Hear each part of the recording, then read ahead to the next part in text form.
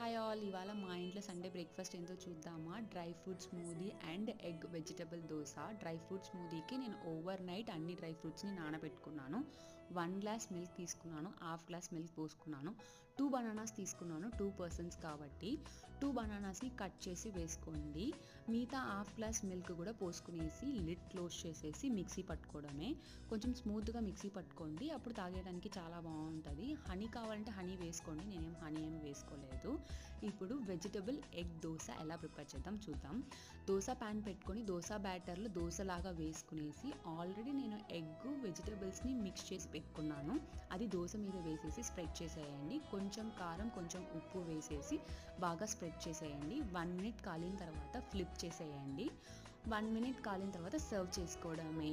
నచ్చితే లైక్ చేయండి, షేర్ చేయండి, సబ్స్క్రైబ్ చేయండి. Egg dosa with smoothie. Bye bye.